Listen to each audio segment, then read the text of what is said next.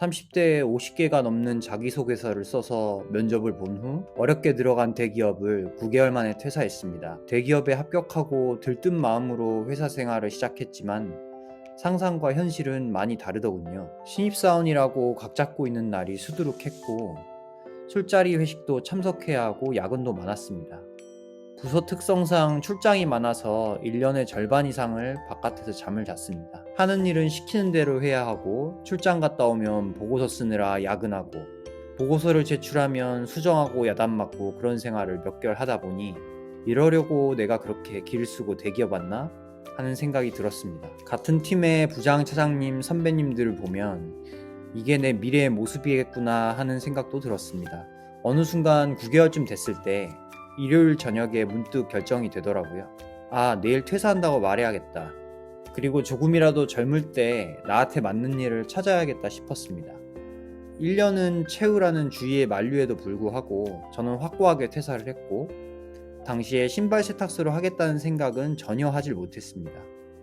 당연히 더 잘 맞는 회사를 찾아서 다녀야겠다고 생각했습니다. 대기업 이름을 포기하자, 연봉 줄이자, 대신에 내가 더 성장할 수 있는 일을 하자. 그렇게 생각하고 더 작은 회사에 면접을 보고 취직했습니다. 그런데 이게 웬걸? 제가 운이 없는 걸까요? 아니면 회사가 다 이런 걸까요? 작은 회사는 스타트업이지만 조금 더 가족적이기도 했고 그런데 그런 분위기로 일을 더 많이 시키더군요. 그냥 잡히는 일을 다 해야 되는 시스템이 엉성한 회사였습니다. 그리고 딱딱한 조직 문화가 있는 대기업 출신의 대표가 있던 회사여서 그 분위기가 이어졌었나 봅니다. 저는 또 6개월 만에 퇴사했습니다. 이렇게 계속 하다 보면 결국 찾지 않을까 하는 생각을 했지만 저도 어느 정도 지치더라고요. 그래서 결국 작은 회사 다닐 때 알게 된 교수님의 대학원생으로 입학하게 되었습니다.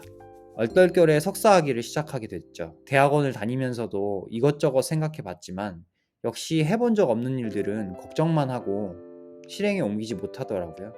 결국 대학원생 때 같이 일하였던 협회에서 오퍼가 와서 졸업 후 공무원 같은 조직에서 3년간 일하게 되었습니다.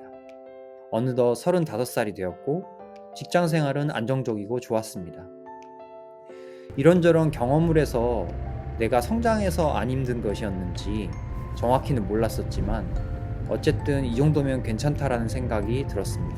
그런데 35살쯤 되면 미래를 그리면서 결혼도 생각해 볼 나이이고 진급이나 어떻게 더 사회에서 성장할까 고민하는 시기였던 것 같습니다.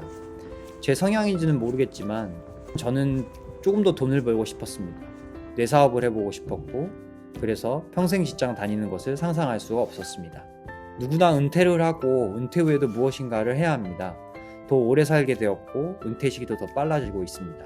그렇다면 어차피 퇴사, 이직, 은퇴를 또 하게 된다면 그냥 내일을 시작해서 꾸준히 한 길만 가면 그게 더 나은 삶이지 않을까 생각했습니다. 일찍 시작할수록 더 경력은 쌓일 테고 이리저리 옮겨 다니거나 은퇴 후에 할 게 없어서 고민할 바에는 빨리 선택하는 게 더 낫다는 생각이 들었습니다. 그래서 저는 결국 다양한 창업 아이템을 알아보기 시작했고 친구의 추천을 받아 신발 세탁을 퇴근하고 배워보기 시작했습니다.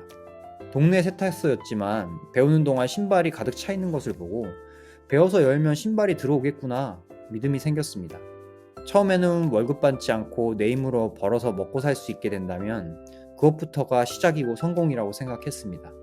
그렇게 2개월가량 배우고 난 뒤 신발 세탁소를 열었고 3개월이 지난 시점부터 월 매출 500만 원까지 올랐습니다.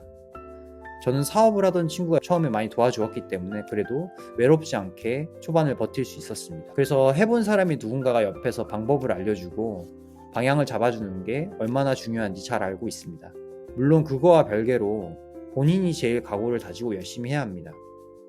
출근 시간, 퇴근 시간 지키려고 하던 직장 다니던 습관을 버려야 했고 더 일찍 나오고 더 늦게 나와야 했습니다.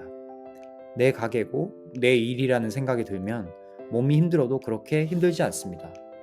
모두 멘탈 싸움이죠. 전단지도 돌리고 네이버 블로그도 쓰고 할인 행사도 하고 손님 응대도 친절하게 했습니다. 코로나 시기이고 겨울이었지만 그것과 상관없이 잘 됐던 것 같아요. 그 뒤로 5년간 정말 무수한 스토리가 있지만 그 얘기는 차근차근 풀어보도록 하겠습니다. 오늘은 제가 신발 세탁소를 차리게 된 계기, 이유를 쭉 얘기해봤습니다. 제 얘기를 듣고 퇴사나 은퇴에 뭐 할까 망설이고 있으신 분이 있다면 하루빨리 실천에 옮기시길 추천합니다. 갑자기 욱해서 하라는 말씀이 아니라 충분한 고민 후에 빠른 실행에 옮기셨으면 하는 바람이고, 실행에 옮겨야 그때부터 보이는 것이 생기고 그때부터 다른 삶이 시작이 되기 때문에 몸으로 경험하면서 생각하셔도 늦지 않습니다. 오늘은 여기까지고요. 다음 영상에서 뵙겠습니다. 감사합니다.